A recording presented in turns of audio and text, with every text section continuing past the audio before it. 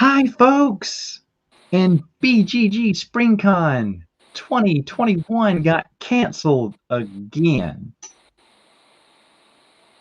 We'll never meet, Bernardo. We'll never meet in person. It's not gonna happen. You can't steal my collection now. So, I believe we did this last year when BGG Spring Con canceled. That we did our wish list of games we wanted. Now, to be honest, I ended up either dismissing because I looked back at a few of those games on my list. I dismissed a few of those games, like I'm not interested anymore to play them. But then I've added a few and kept some other ones. Yeah, I'm with you around that. I've changed almost all of them. Yeah, almost all of them. Okay. And so you've changed almost all of them. Yeah. Okay. So we're gonna go. I only have 7. How many do you have? I wrote down 10. Whoa, awesome. I tried to get 10, but I couldn't think of other ones. I couldn't think. I've been doing it for, when did they cancel? Today? Or yesterday? No, it was like 3 days ago, 2 days ago, maybe. Was it 2 days ago? Okay. I think so. Yeah. Okay, I've been plotting and scheming since then about which games I wanted to play that I can't now. So I could not get 10. So you go ahead with number. Do you have them in order? So I have 1 and 2 in order. I can make it in order. This is an easy one. You put them in order real quick. Yeah, it's already. I have mine in somewhat in order. All right, I'm in order. Oh, look at that already. What's number 10? So number 10 is going to be PAX Premier 2nd Edition. Now, you've been wanting to play that for a while. So that's the thing. I have it. I have the game. I just don't have a group I think that will play it with me. So your plan was to bring this to BGG Spring Con. It was either to bring it or potentially play it there because I know they have it at their thing. I'd have played it with you. I think you would like it. I honestly think you would probably immediately buy it. We've talked about this thing before. Yeah. It's so cool. It's the components, just looking at them is just beautiful. I couldn't say no. I kickstarted it, and I know I'm probably not going to play it anytime soon. It's terrible. That's 10. That's 10. Okay, so keep going. What's number 9? Okay. Number 9 is actually going to be Nemesis. That is another game that I kickstarted. I will have it before we would have gone there. I would have learned it, played it, and then I would have brought it there to play it with people who are more skilled. So a few games on this list is mainly to get them with more skilled players. Gotcha. Understood. Nemesis, I think I'll play it online a couple times to kind of learn the rules from some people I know that know it. But for the most part, I want that real experience. And I would prefer to play it with someone, too, that's also really familiar with the game also. So that'd be tight. I totally understand that. That's another reason why people go to BGG Spring Con is because they want to play these games with more players. They want to play a Twilight Imperium with 8 players because they don't have me. Yeah, no, that would be a cool If we would have had another color, we could have played with 9 players the other day. Oh my gosh. 9. But because there wasn't any room, and I mean, there just isn't a possibility. I mean, I could buy an extra set and spray paint it a different color, and for a while I thought about doing that. I have thought about Twilight Imperium 3. Is there not another color? Can you not have? Well, it doesn't have all the same items, and the ships look a little different, so it could be confusing. But you could buy. I think you could potentially buy an extra set of something. And hey, Michael. Hey, Hamburglar. You could buy an extra set, and then I could spray paint it like some different color, like baby blue, or I don't know what color, that brown or something, Yeah. And you could technically play with some extra races. Now, that'd be nuts. I don't think the game lasted 7 hours with 8 players. Oh my gosh. 8 players that all knew how to play the game? Some were new. Hold on. How many were new? Because that's a factor. I can't remember how many were new. One I know was new for sure. I want to say 2 others were, so I want to say 3 total. But the thing is, with Twilight Imperium, once you see the first round and how things play, you pretty much can take over from there. That's what they told me, and I sat there until about half the game, and I was like, oh, I'm winning this game. It just clicked, right? I needed to ask the right questions. Yeah, it clicks, and it's so immersive. And to be honest, everyone had a great time.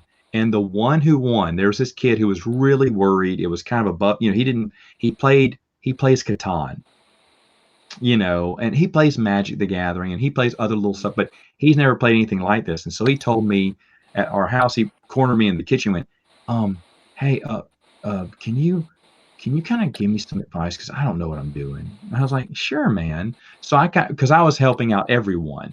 I was helping out everyone on what to do.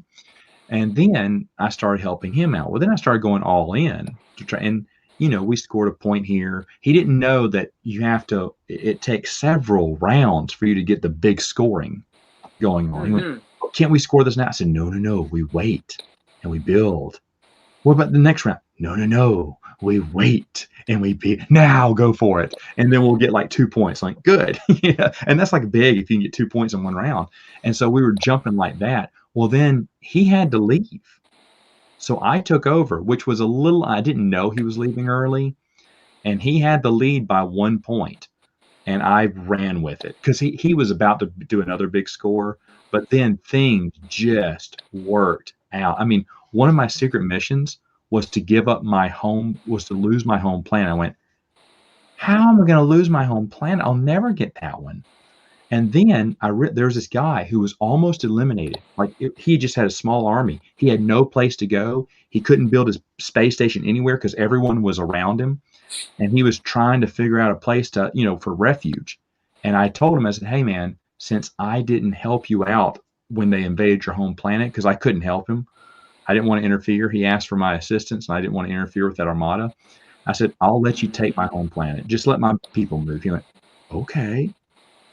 It was awful. Don't trust me. Don't trust me. He took my home planet, and I went, and that's 10.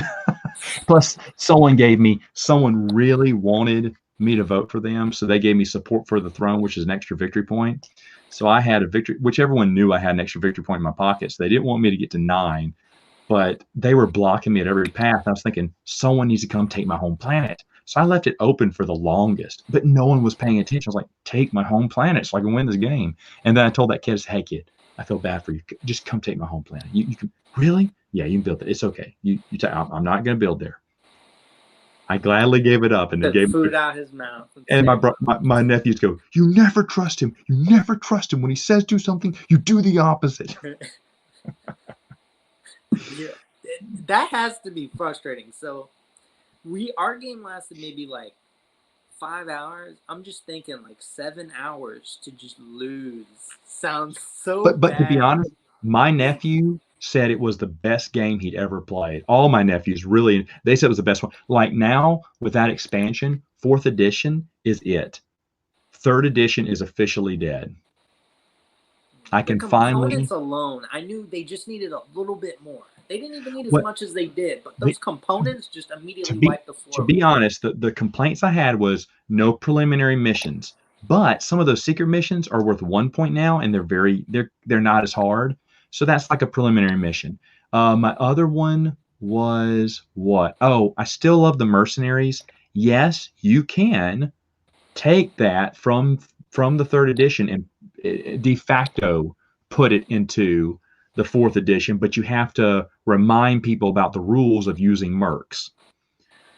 So and to be honest, only 1 or 2 people in the game ever use mercenaries, because once you use a mercenary, you're kind of hooked on getting number 5 was the action card, because you have to keep activating your trade to pay your mercenary, which I like that. I like that about mercenaries. But shock troops, they're nice, but they were hard to keep track of. What was the other thing that's gone there? Oh, the landmines, which no one used. Yeah. But made the cruisers. I understand why they did it, because they wanted to make the cruisers a little bit more valuable, and so that was nice. They made that, but no one really used it. And I think that was all that I had on my complaint. Are the treaties still in? Is the treaties in the 4th edition now? Yes. Because those were my favorite. Yeah. Promissory notes. Yeah, you got to give them out. That's it. Promissory note. Oh my gosh. Yeah. Michael asked the question: do we track our board game plays? Michael, I do, but it's on paper. It's on a calendar, actually. I will record any game I played and on what day. That's yeah. So that's actually going to be on my New Year's resolution video when I spam all my videos. But yeah, I want to essentially play my whole collection like you do, Matt, because I definitely I want to say I did that in a year, and I also want to track my plays. So those are two things. I don't currently do it, but I want to. And hello, Stig. I'm doing fine. We're talking board games today, not Star Wars, which is why no one's going to watch this. Oh no! But We anyway, talked about space and ships. That's close. okay. Well, I know, really, right? Okay, so what was number? You're on number 8 now. 8. All What's right. number 8? So we got Nemesis. So number 8 is another one that I'm getting on Kickstarter, but I won't get it till after, and that's Terraforming Mars. I had that on last year. I got it, and the only reason I bought it was because they did the big box with the 3D components, and I got crazy, and it was a good deal, and I was like, all right, buy it all in. But it has so much. It has a lot going for it in terms of design. I'll be honest, the artwork is garbage. Everybody who loves the game knows that. And it has a game design that's praised by so many. And there's times where I'm like, do I trust these people? And then there's people that I actually trust their opinion and value their opinion that just absolutely love the game. So I want to give it a shot, and I want to play it with people that are familiar with the game and actually love the game and can really guide me through the expansions. So I'd be on the hunt looking to see who's playing it and be like, yo, I'm joining. Yeah. Hello, Johnny.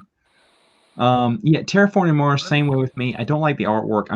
It looks boring. I hear great things about it. So you know what? That's one I would play with you because I hear great things about it. But for me, it doesn't look like a game for me. But I would play it. I would give it a shot because so many people love that game. Yeah, I have to play it for that reason. Yeah. Number 7. Oh, number 7. So for me, that is. Oh wait, you know what? I'm at let me do one. I'm at number 7. That's what I was and I'm gonna share my screen. Oh, and show you what number 7 is. Are you ready? And there's number 7. Let's go. Yo. You are the one that told me about this game. You like the game, Runestones. It is a queen game, so I'm willing to give it a shot. Doesn't look up my alley, but however, I'm excited. I'd be excited to play this. Now, this is hand management, card management, right? So it is deck building, tableau building, hand managed. Yeah, there's hand management, but really the deck building element. Deck building, okay. Tableau building is kind of the main piece. Look at that throne. Yeah. I'll be honest with you. I've read through the rules a bunch of times. I'd still have to read it again. I've had this sitting since PAX Unplugged. You haven't played it yet? No, I told you, man. They gave me a crazy deal, and they threw in the expansion. I was like, all right, I'll just buy it. You just threw it to me for free. I was like, all right, buy now. But no, and I hear amazing things about it. And a friend of mine who went with me to that played it, and he loves it. And awesome. Yeah, I gotta play it. Hey, Miss Martin. But yeah, I was ready to play Runestones with you. Give it a shot. That came directly from this guy. That's the only reason. It's that and Queen Games. Those are the 2 reasons on my list. Okay, so what's number 7 for you? 7 is one thanks to you. Wish I was sharing my screen, but that's going to be Tricarion. I am never, probably ever, going to buy this game. But I want to play it because I love the theme. And it's just, my 2 complaints is I know it has a lot of table presence. It's going to take a lot of table space. And it seems like the build-up is a little slow, which I don't mind because I understand the story and the plot. You got to build up your magic tricks and your audience and stuff like that. I understand that. So I just don't think for my groups it's a game we'll play. But holy crap, when you showed me this, the components are just mind-blowing. Like, what? The art is fantastic. I forgot about Tricarion. That would be my number 5. All right. I forgot about that because I really want to play that one. I think for me, the reason I love it, it's worker placement. The reason I don't get it because it does seem very heavy. Mm-hmm. I mean, I like the idea. I mean, because you got to practice your skill, you got to get your equipment, you got to hire, extra help to help you out and do these things in time. You got to take that center stage and do the best presentation to get points. I love the idea of it all. I And love it. Victorian magic theme. But yeah, but is it gonna be like here's the thing. It could be like there's a game I have called Archon Glory and Machination or whatever. It looks awful. The artwork is like a ugly stained glass window. And I was like, ew. But a buddy of mine swore by it. He said, Matt, you love worker placement. You'll love this game. I went, I don't know, dude. I hate that art. But I love the designer. So I went ahead and did it. And it's great. But looking at it, you're like, this is too, because the board looks really busy. Everything looks, ugh. But it's a great game to play. And my nephews love this game. My gaming group absolutely loves the game. It's a great game. So I'm hoping Tricarion is like that because that's a game I want to get, but I gotta play it first. I have to play it first. Yeah, gotta play it. Okay, so my number 6, I guess, since I'm still going, I would have put Tricarion on there if I'd have thought about it. So let's say this is my new number 7 now. All right. But anyway, whichever way, let me go ahead, and I forgot to pull it up because I was talking about it is another Queen game. It's a Queen game that I see on sale a lot on Amazon, and I'm like, oh, I should get that game. Let me share my screen here again. Getting used to sharing my screen, and there. I've seen this game. Yeah, this game goes for like $17, $20 on Amazon all the time. You can find it for low dollar. I'm gonna use that at my game shop. Actually, I was looking at this box recently. Yeah, and basically it's tile placement here. You're trying to build islands in the sky, get little meeples to live on those islands, and then spin those meeples for what eventually will be victory points. And it just like a Queen game, it seems simple, easy to learn, but is the fun factor there? Because one complaint I heard and one thing I got worried about is matching those islands ain't easy. Because it's luck of the draw. Seriously, whatever tiles come out is what you have to do. Now, it's a Queen game. It looks fun. Unique little meeples there. I would give it a shot. I'd give it a shot. I'd want the Queenies for this. It seems like this is a game that would benefit from having Queenies to it. So that's why I like to play it. And so that's why it's number 6 on my list. I see it cheap all the time, and I would buy it, but I want to play it first because I'm just not sure. Usually on a Queen game, I'll go ahead and, get tile placement. I'm surprised, Matt. You're breaking through barriers here. Yeah, Queen games isn't at my top yet. I think I got one more Queen game on the list. But anyway, so that's my number, 6 now. So what is where are we? Number 6 now? Yeah. For you? 6. What's your number 6? My number 6 is going to be. I don't want to switch these. Oh, he's making some last minute adjustments. Planet Apocalypse. This okay. is good. No, go ahead. I've heard of this game. So there's another game on this list, and I don't want to give it away, but Sandy Pearson game. It is a game where you were kind of going through and fighting demons summoned from the gates of hell, and it is very, very cutthroat. And I was watching some gameplays of it. I'm interested in it. The other game that I really want more from him, I think will feed what I'm looking for or what I would get out of that game. I do love the miniatures. Holy crap, they're amazing. And I saw them. Sandy Peterson is the guy who has those comedically gigantic minis to slam on your table, and I love that because there's nothing funnier than watching someone get afraid as that big gigantic mini is coming after your little ones. That's hilarious. Of course. Readjust my camera. Planet Apocalypse. Planet. I saw the minis on that, and I was like, oh, okay, interesting. Oh. All right. So, yeah, someone Ross Eller says that cacao or cocoa, I guess. What's that? Is much better than Skylands. I've Thank you, Ross. seen the box for cacao. I don't know anything Cacao. about Okay. that. And you know what? You may be right. I've never played. I would play both, to be honest. But you may be right on that because I do not know. I have not played either game. But I will tell you a odd game that it clicked in my memory. I was like, oh my gosh. I said, I forgot about this game. I said, I would like to play this game.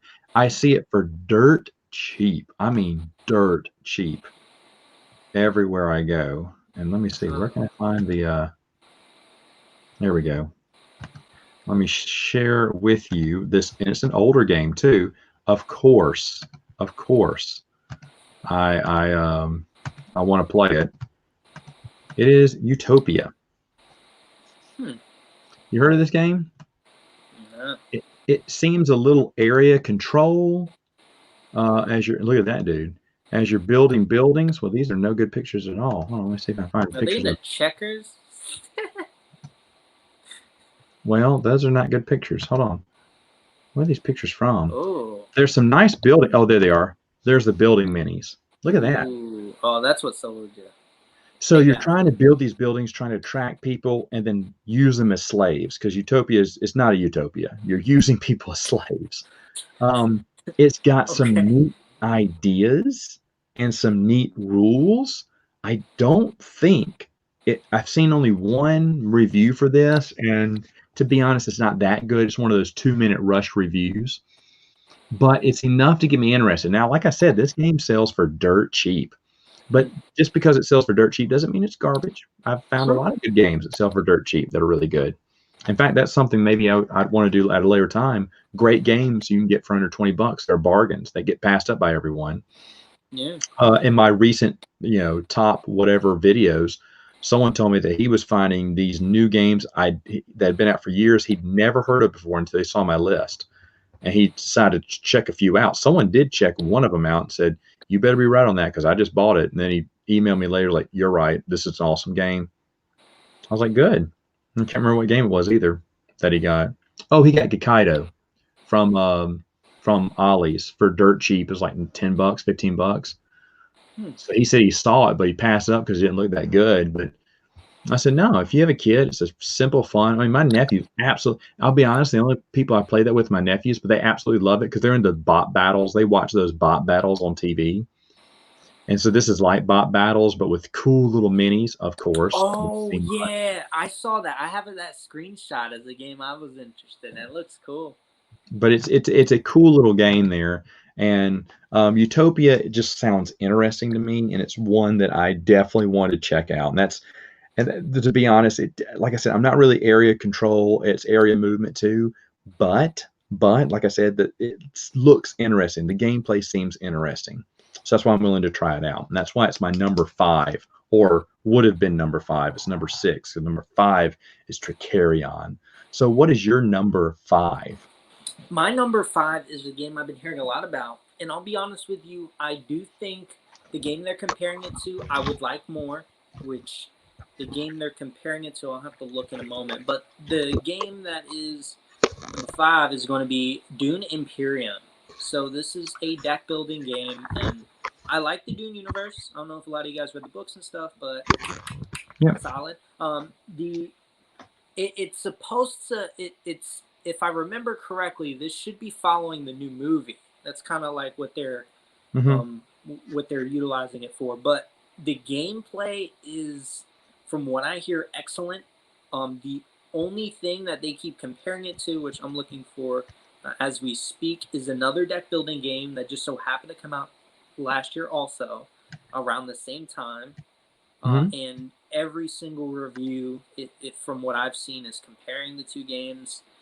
And because I like the theme better on the other game, I think I'll like it more, but I do still want to play Dune Imperium. I don't think it's a game I see myself buying, but I do want to experience it because Dune's pretty cool. Yeah, no. Totally agree with you on that. I like Dune 2. I'd try that game with you. That's another one. Yeah, I'm looking to see what it's called. Good It's night, a Michael. game that has the adventure theme to it. So it's the same kind of deck building concept, because the point was like this was a revolutionary deck building system that people keep talking about. It just so happens both of these games came out and kind of have the same thing. Can't find what it's called, but it's an adventure theme board game deck builder. Awesome. Cool. All right. Well, my number 4 is a dungeon crawl. Ooh. And like I said, I have 3 dungeon crawl games to my collection. Let me make sure before I say that. Yes, I got 3. Say the G word. Why would I need a 4th? Well, my buddy Spencer told me about this game. I've known about this game forever, but he swears up and down it's great. Plays like another great game I love called Descent, and it has a familiar theme. Star Wars fans rejoice. I got something for you to talk about here. Oh. Imperial Assault. I told him if I was going to BBG Spring Con, I would play this. I'll play it with you. I'm familiar with it. Oh, yeah? This is one of his favorite games. Have you played this? I have gone through part of the scenario, and I've watched scenarios. Okay.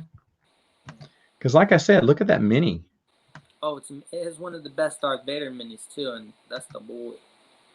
That looks beautiful. And he told me, you know, I'm a Legends guy, and he said he knows exactly where the new canon takes over, and so where I can stop my collection. And I was like, okay. Oh, that's right. Oh, this is an expansion hungry game. Ooh. It's got a lot of expansions in it, but he told me where I could stop and everything. Look at those painted, man. Look at that Darth Vader. Let's go. Shoot. But he did tell me that he absolutely loves this game. This is, again, one of his favorites. He doesn't have many dungeon crawls. In fact, this may be the only one he has. But he absolutely loves it. So I told him I'd give it a shot. And yes, if I loved it and it was good, I'd probably buy it. I would probably buy this game. Even though I don't want any more dungeon crawls. I have 3, which is plenty, different themes. But I did have my gaming group go, hey, when are you going to run? Because it took me 5 years to run through every scenario in Descent. And my gaming group wants to do it. Again? I did with my nephews. No, I did with my nephews. Oh. And my gaming group now told me, we're ready for Descent. I said, that takes 5 years to go through all the. They said, we're ready. I went, I'm not. You don't think it had to do with just timing? Like, you don't think you could have? Well, I mean, you got to put a lot of time in, but you think about it. We spent a whole week in the summer. We spent Thanksgiving and Christmas playing the game. So I mean, yeah, it got a lot of gameplay, not as much. I mean, you're talking about a week and a half to 2 weeks of solid gameplay. And 2 weeks, let's say it was 2 weeks, you know, because we played it here and there on the sides too. So it got played about 2 weeks out of the year. I mean, 2, 4, 6, 8, 10. That's 10 weeks. That's over 2 months to play that. If you're just steadily just having a group over every night, every night, playing that game every night, several hours. I mean, that's a lot. And if you think about with my gaming group, if we did that every week, let's say, okay, you're still looking at probably the majority of the year, if not the whole year. We could probably make it through. I would estimate. That's why I don't like dungeon crawl. We would probably get through it by March of next year, or February of March of next. I'll say March of next year. And see, that's a lot of dedication. Now, to be honest, when my girls get older, and maybe we're playing every night, I'd be first off. I'd start them off. I'd start them off with what we should always start off with, which is Dark World. I thought you were going to just say Twilight Imperium. And then after that small dungeon crawl, which is only 3 levels, I would take them through Mice and Mystics because it's for younger kids. Legend of Zagor, so they know what it feels like to win. Oh, Legends of Zagor. That's just one episode there. But once I get through the small stuff, Mice and Mystics, I would love to play with them first when they're a little bit older. And that's 1, 2, if you count oh wait, that's 3. 2 expansions plus a few print and play expansions, which are not, it's just 1 adventure each, which I would play with them. And then you're looking at Tail Feathers, which is the miniature spin-off, but is actually pretty fun. So I'd play that with them too. And after that short one, I guess Descent, I'd probably do Space Hulk, because Space Hulk you could finish. Oh, Space Hulk is so cool. Space Hulk is awesome. And I would end with Lost Patrol, which I have now. Really love Lost Patrol. And then we would probably dip into Descent. And to be honest, with them, it would probably take just 2.5, well, less than that, because we could play on the weeknights, weekdays and weeknights and everything. So we could actually get it done, and inside of a year, you know. So I mean, it could be done. Whether they'd want to stick it out for that long, I don't know. But I'd do it. Eventually, I will play Descent all the way through again. But right now, it's going to take a rest. Because it ate up a lot. You know this. I was sweating bullets to see if I could get my whole collection played by the end of the year because of COVID, and also because every summer, or the times when I have the opening times, that's when I try to get as many Descent games. Because I was really trying to finish Descent this year, because I finished Space Hulk the year before, and I was really trying to push through all my dungeon crawls because I wanted to get them through. And so I did. But you think of all the hours I sacrificed. Like this year, I'll have no problem going through my gaming list now because I don't have Descent taking over my life. Now, that's not to say I hate Descent. I absolutely love Descent. But would I buy Imperial Assault? Yeah, if it was good enough, I would. I would. I do enjoy a dungeon crawl. I have plenty, but a Star Wars one, yeah. My problem is I don't get to be the bad guys. I'm trying to be the bad guys. Here you go. Here's a lot of. Oh, I missed a lot. We were never trying to be good guys. John says the minis do look awesome. They do. Imperial, but they also look awesome painted. So if you don't paint them, you might want to look at them gray. Yeah, Ross, I agree with that, but that's also the attraction to me, because then I don't have to learn too many new rules. Like, I'll be honest, I really wanted the Teenage Mutant Ninja Turtle one. Is that the what's it called? It's called City Fall, and then I can't remember. It's a dungeon crawl, basically. I played it at BGG Spring Con a few years back. Did not like it. Maybe we're thinking of a different one, because I'm thinking IDW. This one came out a few years ago in a big box and everything on a Kickstarter, and I've seen it for sale several times. But I love the minis. I love them because they did have one, and then they fixed it. So I'm wondering if it's still an IDW one. I don't know. Well, I ended up not getting it because it was just too rickety. What's the word? Clunky. It was too clunky, and we just could not get through it. It wasn't fun at all. Let me see. Since the first game I remember playing, wow, that's awesome. Jeez. Imperial Assault's really fun. More into Star Wars Legion now, which is, a lot of people in the miniatures. Miniatures are so good for that. Best minis for Star Wars. Kind of like Gloomhaven, takes a lot. Don't know why we really play with dungeon crawls all that often. Yeah, you know what, Ross? I'm with you, because I love dungeon crawls. I like Space Hulk. Absolutely, out of all, I would like to play Mice and Mystics again, but I would love to play Space Hulk again because I love Space Hulk. I thought Space Hulk was fantastic.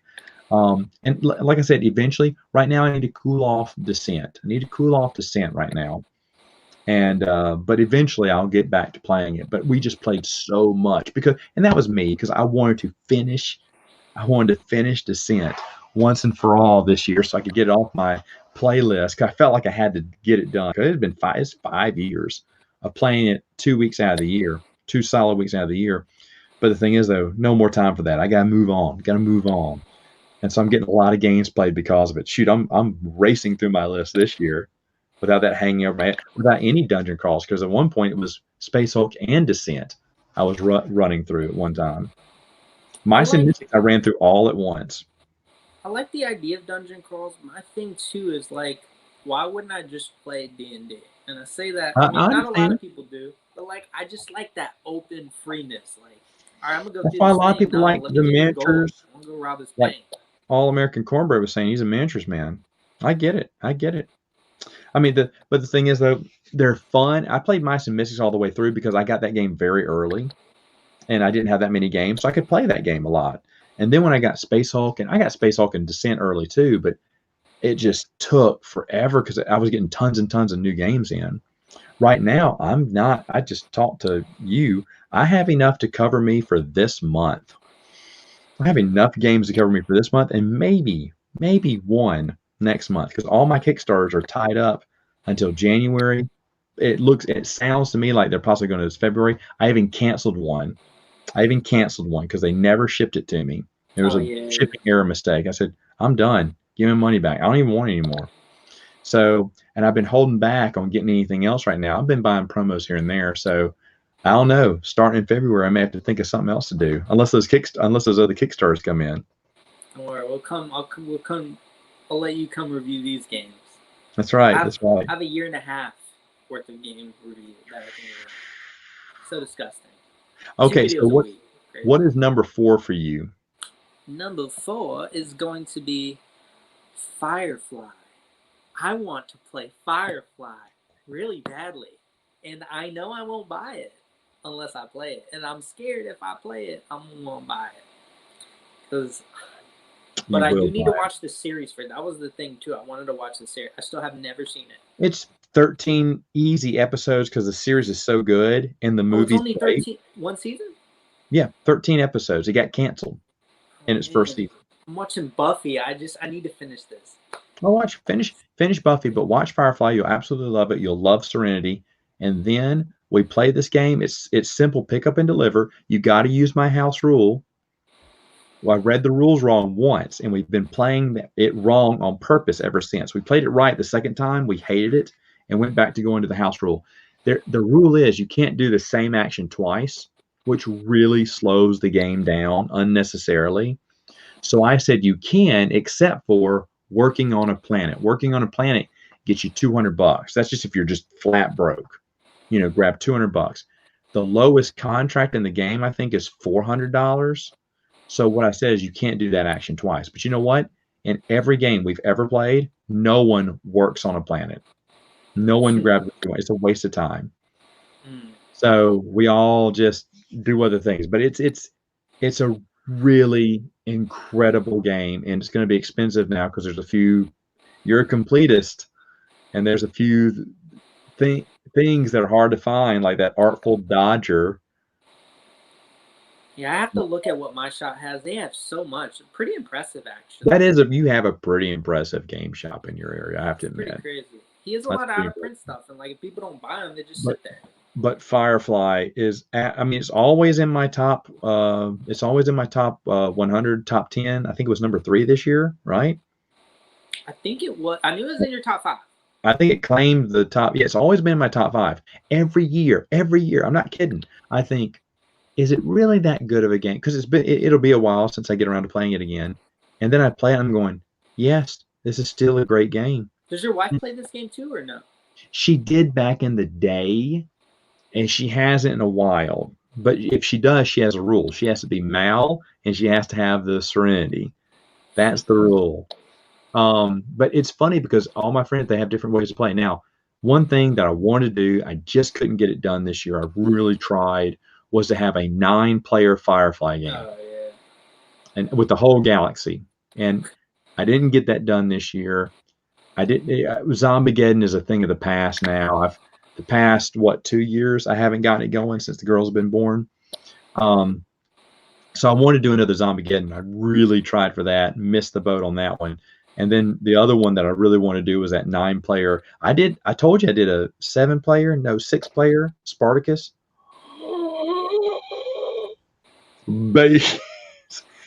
There were so many. You couldn't keep a guard. There were so many what's it called? Schemes going against every house. And it was funny because I rose to the top first. No, my nephew rose to the top first. We all took him down with schemes. Then I rose, and then they started putting schemes on me and my nephew. And then a third guy came, and they started putting schemes on all 3 of us. But eventually, someone won. The other kid won. because you can't stop all 3 houses. But it's funny because, yeah, you all gang up on one, but then that's a catch-up mechanism to allow more and more, and eventually someone's going to break through at that last point because you can't put a scheme on everyone. It was incredible how the scheming went. The scheming went nuts. The battles were huge. I love it. I don't care if I win the battles. I need I to know. be the My king of nephew's the the same arena. way. As long as he establishes a stupid champion, he is fine. He's happy. King of the arena? You ain't But said, I don't care. and then fighting in that arena. Hey, Gungan fighter, fighting in that arena. You don't even have to have a. If you're not even fighting, it's so fun to watch. You're screaming, going, it's just such a great game. So Spartacus that went up to number 2 on my list this past year because playing that 6-player game, I was like, oh, and it took as long as Twilight Imperium did. It was long, but the time flew by like that. The time flew by like that. Oh yeah, everyone's engaged the whole time. The whole time people were engaged. It was so much fun. All right. My wife is going to watch WandaVision, Gungan Fighter. I guess I'll watch it with her. All right. So what was that your number 4? Yeah, that was your number 4. That's a great pick. All right. I should have. There it is. This is one, there's a buddy of mine who for the longest time has been watching my channel, and he gives me suggestions. And a lot of his suggestions I will pick up and enjoy. In fact, his and my taste and his taste are very close together. Now, recently he's been into card playing games, and he knows I hate card playing games or games with just cards.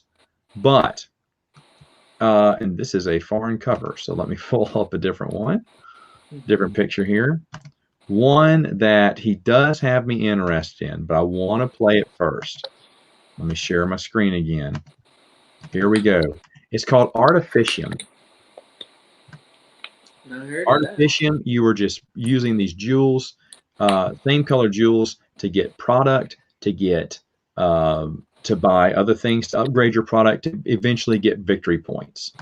Okay, and you are just playing cards that have different abilities in them, and you can see the cards. I don't know what the iconography means yet. Those are the player boards where you can move it up to the bottom or the base resources. The level 2 is more refined, a little upgraded resource, like you took that wood, you turned it into lumber or whatever. And then 3 is the refined ones. 4 is even higher. It's the cream of the crop, and from there you can go up to the whatever thing and get more victory points. And those are the point trackers. It looks like time marker. Those are the little jewels it comes with. This is a small little game in a box.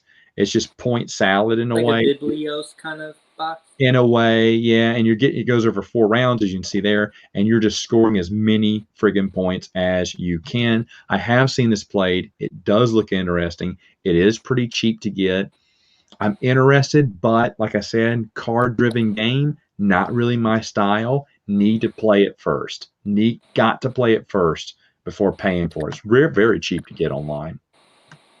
I need to get you to play that card-driven Unmatched game. That's what I need to get you to play. I'd play that with you. Yeah. I'd play that one with you.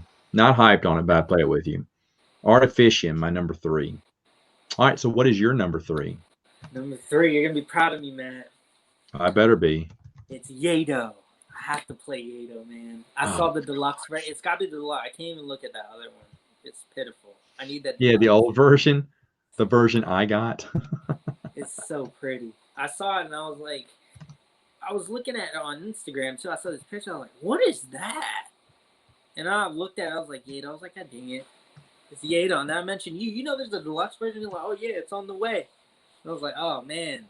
It looked great. It looked like a whole different game. Didn't they put that? They reprinted it. They reprinted it on Kickstarter just recently. Did they? Yeah. There's another.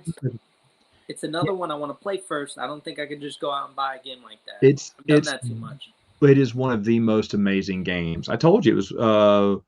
What was it? Was it my top new game of this 2020? No, it got second place because First Class, which I was just blown away with. Just beat it out. But Yato was in my top 20. I think it was number 14 or something. Yeah, it's pretty high.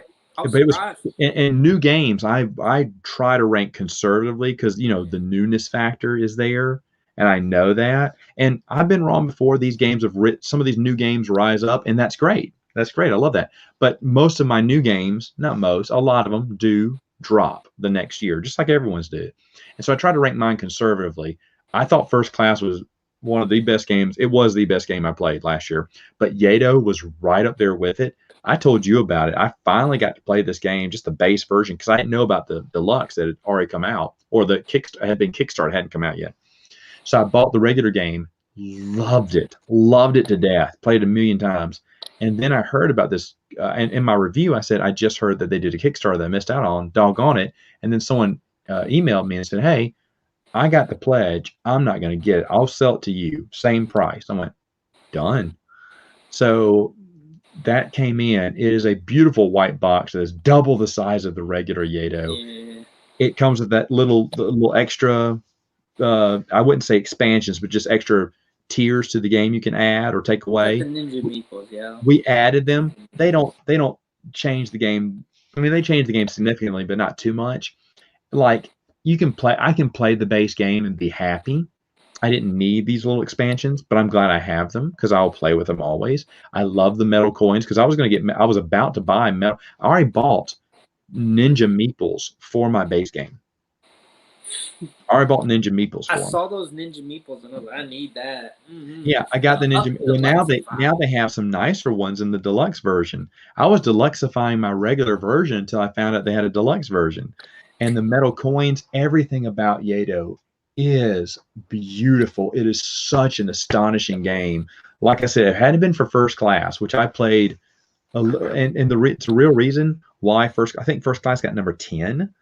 So why did it beat out Yato? Because it got played more. But Yato, there's one mission that if you play it, you will win the game if you can complete it. But yeah, you told me. It takes forever. I know when my nephews have it because they'll hold on to it and they don't get any points. The whole time they're not worried about points. I went, they have that. I think it's like Assassinate the Shogun or something. But you have to have all your men unlocked. You have to have everything unlocked on your board. You have to have, all 4 weapon slots figured. And you have to be very fortunate to get all your players in the areas that need to be. But if you can do that, you win the game. It doesn't matter how many points. And to be honest, I've seen people try it because I know when they have it because they stop scoring points. That's when you know someone has it. But the thing is, though, secretly, I'm cheering for them because I haven't seen it done yet. It's like getting the Peace of Westphalia from Mercator, which has only happened once, and that was by me. It's an impossible way to win the game, I thought, but it was the last move of the game that I got it. And it's so hard to get because, I won, but it was the last move of the game, so it's not fun. But get Assassinating the Shogun, even if that's the last move of the game for you, what a great move that is to win the game on that. But no one's done it yet. Yeah, I want to play it. I saw your first review, and I was like, dang, that board looks busy. And it's like I didn't hear what the theme was. I saw the deluxe. I was like, this game's about ninjas? What am I playing? Yeah. Ninjas and assassinate or doing missions and stuff. It's so thematic, and it's just engrossing to play. It is engrossing to play. It is I cannot get over how good a game that is. Cannot get over that. Looking at it now, loving it with my eyeballs. All right. So what is my number 2? It's the last Queen game on my list here. Didn't make number 1. So it's the last Queen game, but you're going to laugh because it sounds silly. And I was laughing with a buddy of mine, but I said, I want it. I want to see if I've almost gotten it a couple of times. Queen's Collection. Oh, yeah. You should. It's so stupid. It's just a game about collecting Queen games. Should have you on the cover. Shoot, yeah. See, it's very easy. You play these meeples and you move the meeples on the cards, trying to put 3 of your own meeples, on, or 3 of the colors you need on a card, and then playing your cards and you're revealing your cards and then claiming that Queen game. It was bundled together with another on a Kickstarter. It was bundled together with another bitty game. I don't know what it was. This game sells for dirt cheap because there's not much to it. It's just a bunch of promo cards from Queen Games. And plain Jane pawns. Even the artwork's kind of campy. Okay, nothing nice about this game. I don't know. Most of these games I have in my collection. I know that's gonna be the deck you buy just to shuffle to randomly select what Queen game you're gonna play today. Exactly, it's double purpose there. But to be honest, I'd love to play this. I'm pretty sure BGG Spring Con would have this, and I'd love to play it because it's campy. And I'll be honest, if I enjoy it enough, I would get it. But I just, like I said, it's a breaking the third wall, collecting Queen game board games, which I love. But I'm not gonna get it because I just don't. It's probably I'd never seen a review for this. You can only look at because no one else cares about this game. They got as part of their whatever Kickstarter it was and went, okay, moving on. Because a lot of people sell it for dirt cheap. But because I'm a Queen Games guy, I want to see it. I want to try it out. Okay, last Queen game on my list. All right, number 2 for you. Number 2. So this is a game I'm still on the hunt for right now. Man, I thought I had it, and then someone bought it, and I wasn't going to pay that high price. And that is Cthulhu Wars. I knew that was on your list. I knew it. So I'm going to buy it, and I'm going to have it like within the week. I'm going to find it. I found a copy, but he had it painted. And it wasn't like painted. He like put a wash on it. I did not like it. That bugged the mess out of me.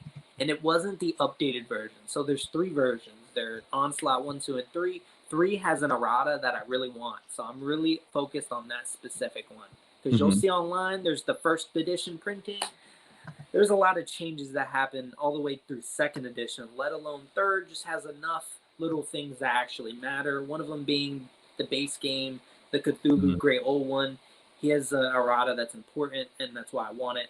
But the game is an area control game where you have summoners who are summoning your demonic Cthulhu theme. And I'm not a big Cthulhu theme fan, but something about these little summoners summoning these big... I watched the playthrough, and you can just see this gigantic mini sliding on the mat, getting closer to them, and everybody is like looking around, kind of like, whoa, we got to deal with this. This is a problem. It's so funny to me. I love it. You upgrade your spells. Everything in that game is absolutely broken. Like, none of it should even be able in any game, but it makes it even more funny. I love it. I need it. I'll be honest. I thought that was going to be your number 1. Oh, number 1's going to shock you. Okay, it will shock me. Hi, Babs. All right, so what is my number 1 game I want to play? This is the only game I think that made it from last year to this year on the list again. I haven't bought it, even though I was very tempted when Miniature Market put it on their Black Friday sale for like $35. I was doing this with my hands like, no, I've got to play it first. And what game is it? Well, let me show you here. Kung Fu Panda. My shop has it, man. It's expensive. I love Kung Fu Panda. I love the movies. I think they're funny. And this game is co-op. It's real time, meaning you're chucking dice and moving through tiles trying to defeat bad guys. I hear it's a little kiddie, meaning it's kind of easy, but at the same time, you can always spice it up and make things a little bit harder, as you play the game. I don't know what those meeples are there for. I guess that's just throw that meeple out. Yeah, get that meeple out of here. But anyway, here's some of the minis there. Look at that. Yeah. Yeah, well, they have the spotlight on it. They're really trying to sell me this game. Look at that. Oh, man. Yeah, so it looks like a lot of fun. I like real-time games. The only one I have is, of course, Project Elite, which I think is fun. This Temple. This seems... Oh, and I will have that one soon. This seems like a, Project Elite light for kids, but I hear you can add more villains to make it harder. And so I'm like, okay, that's interesting. But I love Kung Fu Panda. So for me, this is a it's a big maybe. Like I said several times, I've looked at it and said I want to get this, but then I have to hold off because I really need to play that game before even throwing $35 down, which is what Miniature Market had for sale. Oh wow! Yeah, at like retail, it's like $50. I'm like, Yeah. I don't Yeah, know they had about it for that. sale. Now they have it on sale for like 40 something, about 45. I'm like, no. But the thing is though, if I was to play it and I liked it, I'd get it. I'd get Yeah, it I because I do love like Kung Fu Kung Fu Panda. Panda. I agree. I love Kung Fu Panda. So that's why it made it on my list. I can't remember where it was last year. I don't know if it was number one, but it was up there. So now it's number one. I really want to play it because I had a chance to buy it for cheap and I didn't. And I don't regret it because I really want to play it. I really, because if it's just another game that's just ho hum, if it is too easy or something, or if it's just not as fun, then yeah, I'll just pass it by. But what if it's a fun one? Hey, Jamie, Jamie's here. Jamie, whoa! All right, Versus so the island. what is your number one game you want to play at BGG Con but will never play in your life now that they've canceled? I'm kidding. So I'm glad you phrased it. Wanted to play at BGG Con because I was gonna bring this game with all the deluxe components, man. I wanted to play Spartacus at BGG Con with the deluxe components with a That's whole right. massive. I wanted to do that long game that you had. Oh my gosh! After you told me about you doing that, I was like, oh, I need to. My group liked it a lot too. My nephews would have gone nuts for that Coliseum you made. And the gold coins. Oh my gosh. So I just something about being in that arena, you feel powerful. And I like the show. I really like the show. And I did get the I can't even think of his name already. He was the dude with the two swords, mad powerful. Gattacus. No. No? The bad guy. Oh, Theocules. Yeah. I'll tell you what, you think he has all this power, all these dice? Not when your opponent's rolling like freaking monsters and you got ones that you roll. I'm like, this is crazy. I'm not about to lose like this. I had Theocules, which blazed my path to victory until the schemes took over and started taking me down. No one invited. I even offered to play my Primus card to put Theocules in a Primus, but everyone was too scared because he's so powerful. But in the Primus, it's 2 against 1, and you can beat Theocules. Yeah. Oh yeah. You can beat him. He got really close. I'm glad I had him, but if someone else would have had him and they said, I'll do a Primus, I would have gone. I would have entered the ring against Theocules with someone else. Except for what's his name? Who's that guy that you like in the show who's a weasel? Asher. Asher. Did you know what Asher's ability is? He can switch sides on a Primus. He's such a snake. I love it. I love it too, because someone puts Asher in there, you're like, I'm not doing this. Yeah. But the thing is, do you try? I love that. I love that about Asher's card. No one has ever used that. That's a sad thing. We don't get to, when we're playing the game, even a 6-player game, we didn't get through half that deck. So a lot of the gladiators, that we knew and loved didn't come out. Yeah, we had a good amount of them. We didn't get Spartacus out. They were like, "Where's Spartacus?" But I'll tell you what, armor was so important, and nobody was thinking it was good. This person had just a dinky gladiator with like so much armor, went in and just slay us for rounds. That's the thing. You can have armor, you can have a special weapon, and you can have a weapon, right? Yeah, like ranged. Each character can have one of each. And the thing is, that makes even the most mediocre, like a beginner gladiator, it makes them dangerous in the ring. Because someone had that. Someone was just buying up weapons. No one was buying them because everyone wanted slaves for the money or gladiators to fight.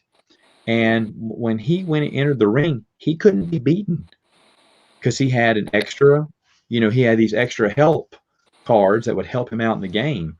And it made his gladiator just a little bit one-up better.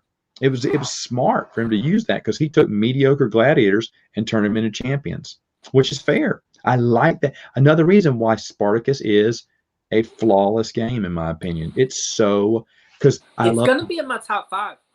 I love the blind bit. I love blind bidding. I love the battle, and I love the schemes. I love that there's a card that's a 7.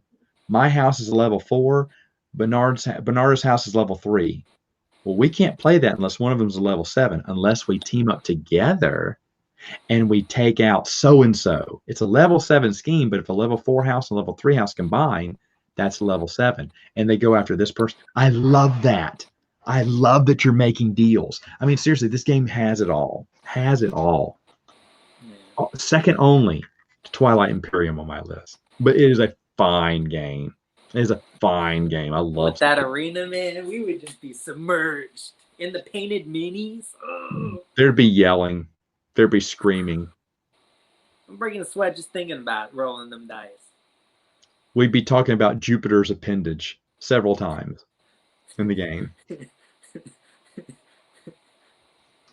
I love that game. Everything about that game I love. Oh yeah. It's a great game. Great. I'm glad they reprinted. What IP or not, glad they brought it back.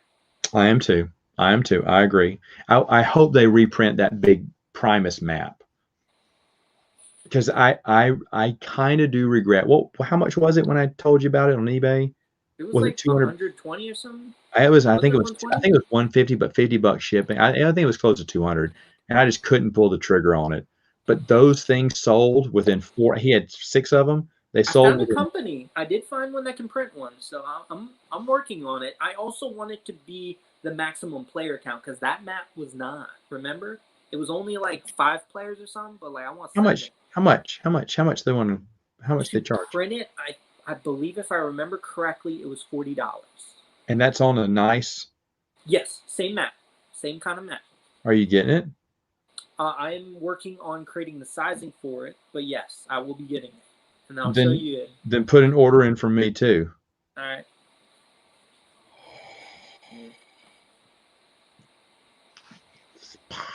Deluxeified, man, gotta have it. So now we have to wait another year to play all these games. Or Gen Con if we're lucky. We're hoping Gen Con won't be canceled this year. Goodness gracious. It's really getting hard to keep my hopes up, but you know, I like to dream. And we got to dream. We got to dream. But even Gen Con, their library, which is nice, is not BGG. It's not. BGG's library is immense, which is why I love BGG cons better. But I will always go to Gen Con if I can. But BGG, in my opinion, is better just because I want to play games. You can play games at Gen Con, but I mean, there's a huge library. Plus, you got to pay money to go to the Gen Con's library, which I don't mind. I don't go to the library. It's $3 or $6 a day. I can't remember what it is. It's low. But the thing is, though, I pay it. I stay there as long as I can. There's usually 2 days. I had that 4 or 5 day experience. I'm in that game room all for the full time. I'm in that game room just playing games. Day 1 is the only day I'm out on the floor, and then Saturday, Sunday, the busy days, I'm inside the game room. Yep. Yeah, I don't come out. I come out a little bit on Sunday. Saturday and Friday, I'm usually in the game room. Thursday, I'm out there on the floor with everyone, all the yahoos looking at stuff, and then Sunday, whatever's cleanup, you know. And the one thing I never bought, and I told my wife it's so stupid when I saw people doing this, like, I want to do it, is buy that one bit. You know, ChessX does that picture of chess for like $15. You get a whole, you just dig it. You dig in there, see as much dice as you can get on that picture, and that's what you pay for. Just a bunch of dice is all it is. I've never seen that. Oh yeah, it's everywhere. It was back then, and man, I wanted to do it. Next time my wife said, "Well, you should have." I said, "Oh no, I can't." But I've used up all the spare dice I had. I just finally used them up. Not that I was trying to, but I used them up for most of my games. And then I found, make sure. Oh no! I still have some dice left. Never mind, I lie. I still have some dice left. I have a few 6-sided die. I found another one while cleaning up my room. I was like, oh no. But I've used a lot of these 6-sided die. Now, granted, they were for the 300 game because those games need more dice. Or the what is the other one?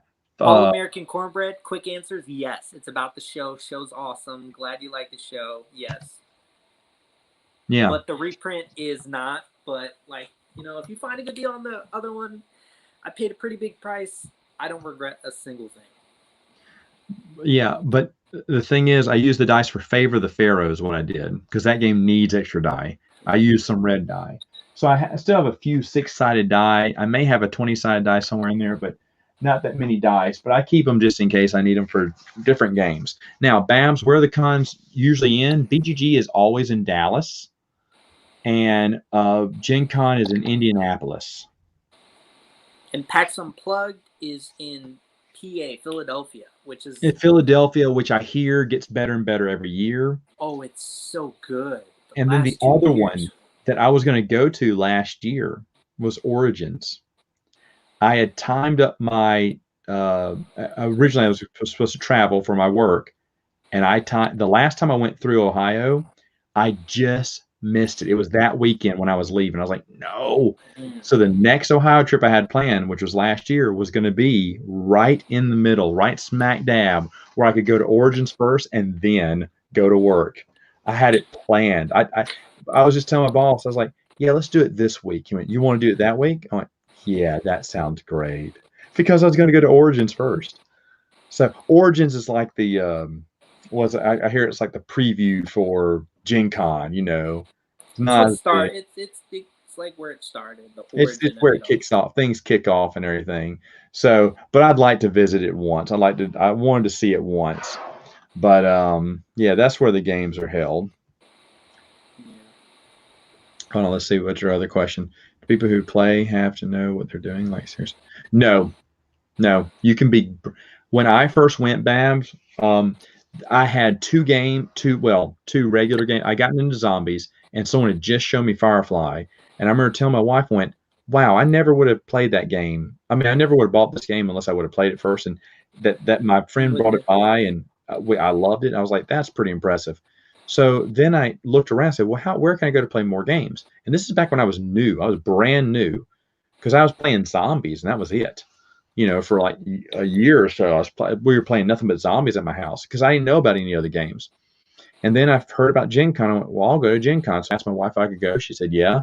So I drove up there and went by myself. It was really supposed to be with two of my buddies who were on the original co-hosts of Saturday Morning Santa Flange, Mikey and CJ. We all said it on the radio. We were all going to go together. Well, as the months went by, they kept delaying getting their tickets. I went, guys, get your tickets. Hurry, hurry, hurry. And then about 2 months in, one of my buddies said, yeah, I just can't go. And I called Mike and said, you better be going. He said, dude, I'm going. I'm just going to get my ticket in a minute. I'll get my ticket in a week. And then as the weeks went by, I said, did you get your ticket? And a few weeks out, I went, hey, dude, yeah, I just can't go. I was like, oh, no. So I had my loan ticket. I was going by myself. I was so bummed because, like, no, I can't. I don't have a gaming group. You don't need one. And everyone's super nice because they were super nice. There's a group that go every other year, and they still invite me every other year. Even though I haven't been in years, they still invite me to come with them because they took me in. I was the new guy. They played the games I wanted to play. They were very nice. Then they showed me some of their games that they liked. Our tastes were really different, but it doesn't matter because I got to play a lot of popular games. And you know, we split with me, but you can go by yourself, and there are board game people are very friendly. They want to play with new people, and they like me when I teach people games. I'm excited to get them excited. That just makes me more pumped. I'm the same way. Same thing. I had some new people too. Last time I was at Gen Con, and I just showed them a few popular games that they never played Ticket to Ride. So I gave them Ticket to Ride, Seven Wonders. Never played. I'm terrible. Ticket to Ride and Seven Wonders I hate. But I know a lot of people love, so I took those games from the shelf and I played them with them. And they said, these are great games. I was like, good, glad you like it. I didn't like it. But the thing is, though, that wasn't the point. The point was I wanted to see if they liked it or not and to get them interested. And there's a lot of people out there. Sure, there's the people who come in a group and they only want to play within their group. Sure. But there's so many other people who are happy to teach you a game, happy to show you a game. If it's sometimes it's new to them. They just want to learn it too. They just want anyone to play with. And the last gaming fair I went to by myself was the Arizona Game Fair because my buddies were going to make it but couldn't, who lived in Arizona at the time. And so I went by myself, had a great time, played with several different people, and just had a great time there. It was totally – I wish it was small so there wasn't as many people to play with, but I passed up the opportunity to play with a few people too because they were playing games that I wasn't interested in, and I shouldn't have. Thinking back now, I shouldn't have been snobby. I should have said, "Yeah, let's play this game." Because hey, you looking for a game to play? I was like, "No, I'm There's so waiting." much time to play games. Like, Yeah, if it's something that I've never played, I'll probably just play it because I've been surprised before. If it's something I have played and I don't, you know, maybe not, but like I don't know. I went to PAX Unplugged in the play area and I just saw people. I was like, "Yo, how do you like this game? You want to play? Sure, why not?" People came yeah, up and were like, "We're looking for another player. You interested? Yeah, sure, why not?" I don't know. It's a fun environment, and that's what I'm getting the vibe for this BGG Spring Con because it seems like it's only play, which I like. Um, yeah. I like conventions to see new games and stuff, but it'd be kind of nice for a main focus to just be playing because I'd like to do a little bit more of that and less buying. Yeah. Well, there you go. There's a top 5. Top two. Oh, wait. What's this? Just get Sin's worship. Oh, dude, that's on my list. Okay. You're gonna be fine. You're gonna be fine, Babs. That's a great game. Obviously, it's on my top 10. It's been in my top 10 back to back. I didn't play it this Christmas. I forgot to bring that out. But the thing is, though, I play it during the year. You play Twilight Imperium, yeah. Matter, but well, yeah, I did have some big games I want to get through, but I meant to bring Santa's Workshop out because it's Christmas season. I always do that. It is a fantastic game, Babs. It won't be hard. You saw my video. It's gonna be it's easy after a while. You'll get used to it. It's cool. But The shop was closed this year anyway, COVID. I tell you what. But I love that it's worker placement. It's so much fun. It's so thematic. I need more Play Christmas games. music. Rio Grande Games has it for sale again. It's back in print. But it is. To look at my shop. I think they have. You have to have the perfect balance. I played a game and I think I lost. Someone played a game to do all the easy toys, which I was like, that's stupid. That's little points. But the thing is, though, every 3 days when Santa came to inspect, they had the most toys. And that's an extra 10 points or something. So they were getting big points and they were pulling away from people because it didn't take them as long to assemble toys. It didn't take them as long. And other people trying to get the big, 30-point ones, 20-point ones, it took them a few turns. While this person just chewing out 6 points, 12 points to 8 points. And it just added up to that person getting 20 points every once in a while. The game was close, but that person ended up winning because of at the end of every, I think it's 3 days, however many toys someone created, they get 2 extra victory points for each toy. And if you're second place, you get 1 extra victory point for each toy. So someone who had 50 points worth of toys got only 3 points, whereas someone who had 30 something points of games got 12 points because each one of their 6 ones were worth 2 points each. So that automatically just kept them in the game. And they eventually, I remember they eventually won. I've done one where I just went to school. All my elves went to school. I didn't do anything else. I did little projects here, but once I got them all schooled, I started hitting the big projects and getting better and better at it. That game is amazing. Yeah. I'm gonna play. Man, oh man. Man, oh man. And the final note to add to if you guys do go to conventions and you see Tom Vassell, he is the tallest human being I've ever seen in person. I'm 6'3", he's 6'5". Is it 5? I thought he was at least 7 foot. Like, I felt like a cartoon character. I don't know. I think he said he was 6'5", because I told him I was 6'3", and he was just. I was like, because I noticed I was having to look up to him a little bit. I was like, I don't think I've ever had to look up to anyone like that. But he is a giant. She got SOS Titanic. SOS Titanic? What do you mean? That's a Titanic game. No, I've seen it. Is it the one with the 3D Titanic? No, I don't think so. Well, Babs would know, but my buddy is into Titanic games, and he asked me to get. I gave him it. I think someone gave me that game because they thought. I don't remember how. Some kind of confusion. They thought I wanted a Titanic game. I was like, no, I have a Titanic game. I have that vintage one that's worth a lot of money. I That got the people eBay game thanks to you. I found $5 at that shop. It's sealed. I didn't eBay even realize it was is sealed. phenomenal. It's a I phenomenal like game. eBay. I don't know why it took me so long to get it. She says it's like solitaire. It's a card game. Okay. Okay. Yeah. Yeah. You can start easy and everything, but I'm gonna tell you, Santa's Workshop you're gonna enjoy. And I played that game several times, not around Christmas.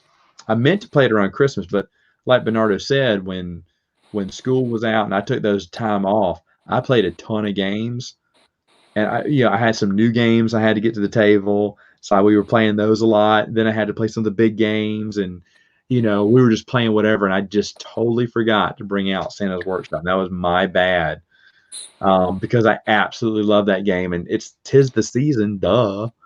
But I just forgot to pull it out this year, I guess, just because I was just wrapped up in all the excitement of everything else I had. I got some great reviews coming out. All the games I'm reviewing this month were played during Christmas time. What was the last one that I came out with? I can't remember.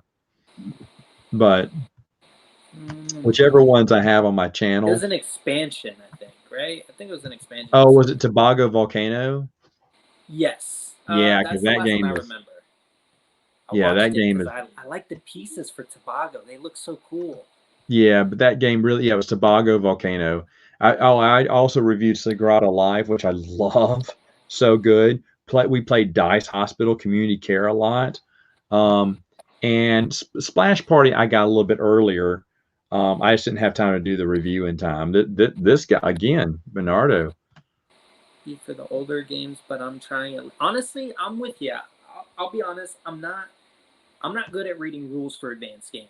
That's not my strong suit. Lately, with Tabletop Simulator, I told myself I'd never do it, but I've been playtesting games on some companies, and I've been learning games. I feel like that's the best way for me to learn is by people that are really good. And since I can't see them right now, I've learned a lot of really cool games. Western Legends I bought due to a friend's recommendation, and we played it virtually. I understand. I can teach my friends it now, thanks to him. I'm very grateful for Tabletop Simulator right now. I've got the reviews I have left coming out. One I already mentioned. One is a Queen game, of course. Bernardo knows which one. And then another one's a newer game. I got it because it was on a Black Friday sale, and we played it, and it surpassed expectations for me. I just thought it'd be kind of fun, but then I realized there was a lot of good strategy in it. That was a really good game. And then, of course, I will review later on at the end of the month the Twilight Imperium expansion, which is I'm really looking forward to seeing that. Which is just incredible. That's gonna be toward the end of the month. A game And I'll then never buy, but I'll always play.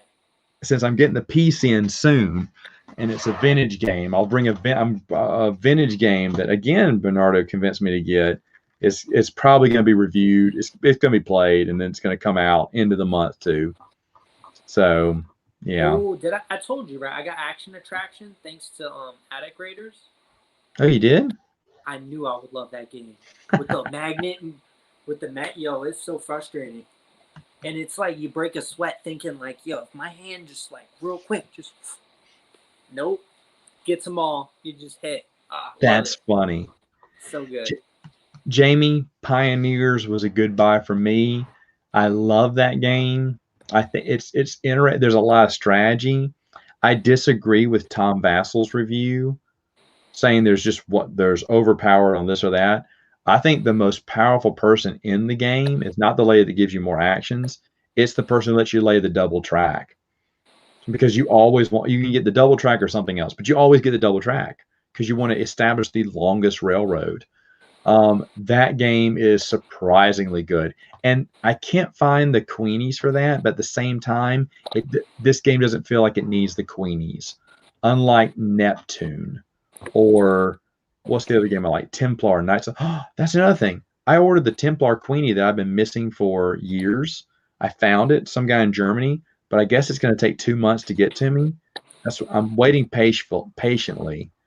But I cannot wait to get that last Queenie for Templar. Templar was the Hidden Treasures or whatever. is a game that would be, it may have been out of my collection by now if it hadn't been for those Queenies. Those Queenies just make that game sing with so many points. And the fourth Queenie I could never get my hands on because the guy I bought the Queenies from didn't have the fourth one. I thought about making my own, but now I found it. It's just 4 little cardboard pieces. But I found out what it does, and it's going to change the game again. It's going to be so great. I cannot, in fact, I'm holding off playing that one right now. Someone had requested, because it's a fun game, but I'm holding off playing on it because I want to get that Queenie in the mail. I'm so excited. The Pioneer Queenies, if I saw them, I would buy them because I do enjoy the game, but it feels like it's just more carriages and something different with the farmers. But still, Pioneer's a fun one. What's the first game you had, Jamie? What's the other Queen game you have? Queenies. I got like that. The worst word they did. I know. I got that Parfum Queenie, which I thought I would never find, which was the extra dice. And that just, oh man, that game is incredible.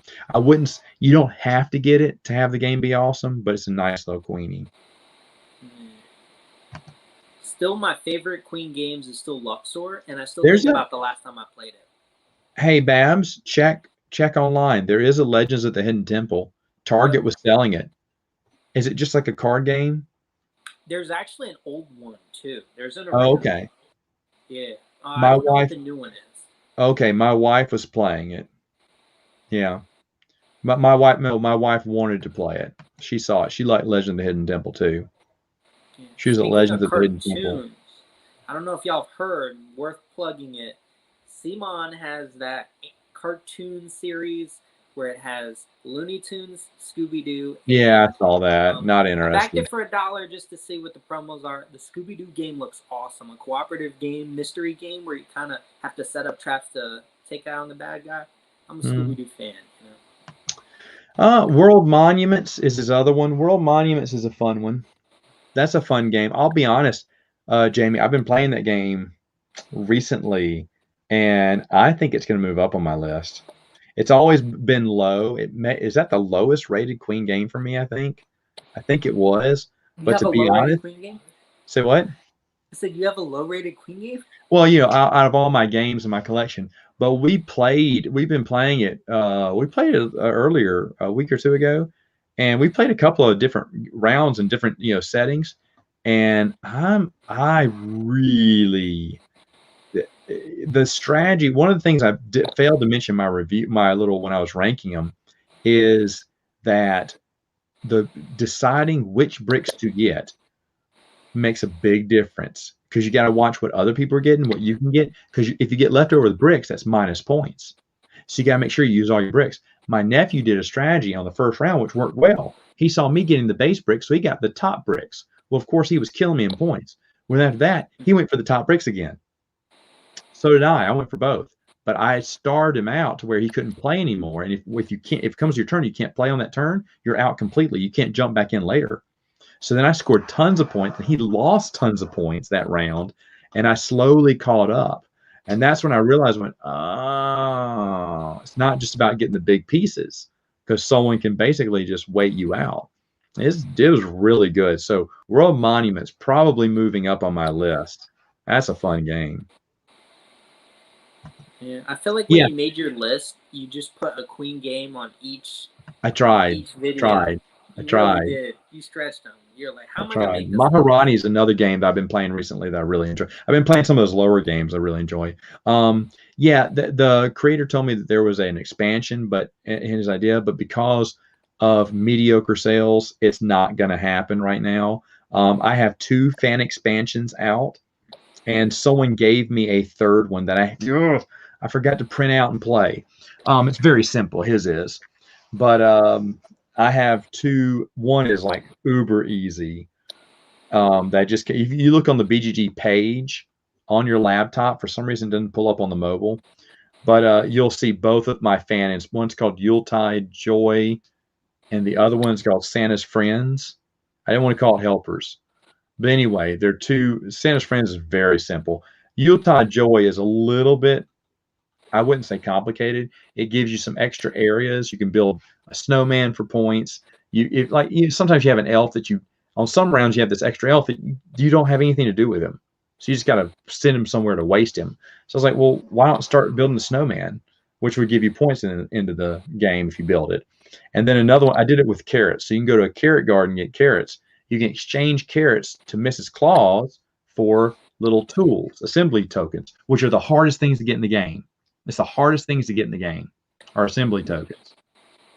And so I just gave you another way, but you got to work for it. You got to work for it, but you can get assembly tokens if you go to the garden and collect enough carrots. Because the theme is I wanted carrots for the snowman, so you put a carrot on his nose. But carrots, you can also feed the reindeer and get into the reindeer stalls when they're full, which in a 4 or 5 player game is always going to happen. So it solves that problem. And then carrots, she wants Mr. Santa, Mr. Claus to eat healthy. So if you give her carrots, she'll give you assembly tokens. And so carrots have multiple meanings and uses in the game. And if people are like, carrots and Christmas, I went, well, come on. I was going for the carrots to feed a reindeer, carrots for the snowman nose. And I thought, well, carrots for tokens too. So you trade with Mrs. Claus. Those have print and plays. One's a print and play. One is just going to Michael's or some little play, or you can go online and probably buy these. They're cheap little ornaments that look goofy, but go well with the theme of the game. And they're like grande worker. You trade in certain cookie tokens, and then you can use them to land in an area that someone else is at because you have a friend, one of Santa's 5 friends. You can't have more than one, but it forces you to give up some points. You're saving a few points for one big move. I'm just saying like 3 points. So do you want the 3 points, or do you want to have that big move, which could get you more? It's all risk. I gotta play this, man. There. Killing me. And then the other guy came out with one called just Rudolph. It's Rudolph's Stall, and I can't remember what Rudolph's Stall gives you, but it's supposed to give you something little. And I thought that's neat. And he made it. It looks like it goes with the game, except it's just a reindeer with a red nose. And so I was like, okay, Rudolph's Stall. Okay, I had that in. I just haven't printed it out yet and put it on some cardboard. But it's really awesome. Yeah, I love it so much. I made expansions to it. But anyway, all right, that's about to go because I forgot to bring my charger and the laptop's about to die. So, hey, thanks for doing this, man. I'm sorry that we once again we are foiled. No, they foiled our plans. I know, sucks. Stupid guard cards, man. I know. It even sucks. I gave Jamie an invitation a while back and he never joined. All right, folks. Wow. He probably didn't know. I didn't say anything, but I will have him on next time when my battery's not going to die. All right, folks. Thanks. Hey, check out Bernardo, Tabletop Island. He does reviews and everything. And I got a board game review coming out tomorrow. No, it's Saturday. It's going to be Saturday. I'm going to bring out the second one. And it is, I've already said it. It was Lost Patrol. Kind of from the Warhammer 40K universe, the board game in a way. And yeah, I reviewed that one. So thanks, Bernard, for coming on. Yeah, thanks for having me, buddy. All right. We'll see you later as my battery is about to die here.